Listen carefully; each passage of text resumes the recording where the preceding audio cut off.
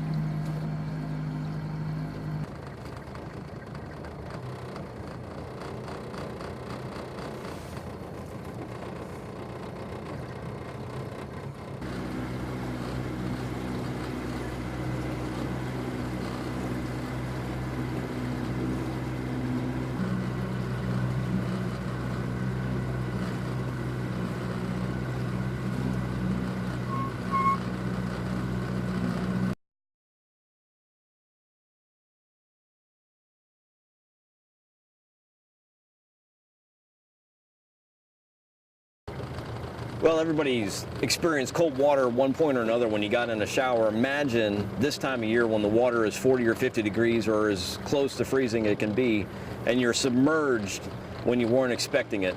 Your body's involuntary responses to that cold water are to inhale, and you're going to inhale water in your lungs, and you're already in trouble.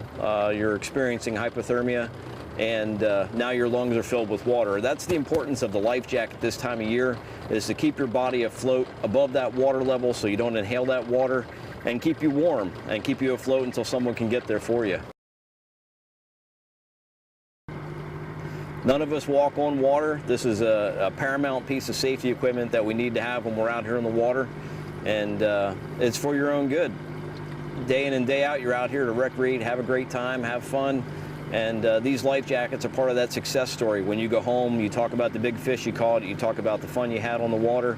That life jacket's part of that safety equipment you must have.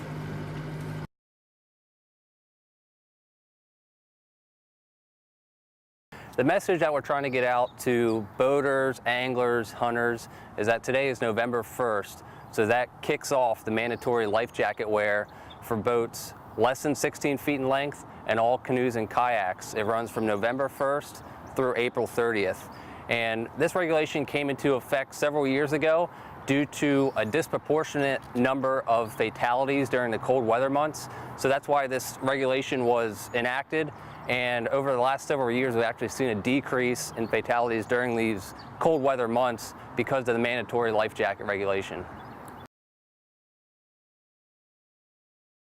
Realistically, what we're looking at is any water temperature less than 70 degrees Fahrenheit is considered cold water. And you can have what they call cold water immersion or cold water shock. It's that involuntary gasp of air that if you fall into the water, you're not wearing a life jacket, your head goes underneath the surface, you actually suck in and bring in water into your lungs.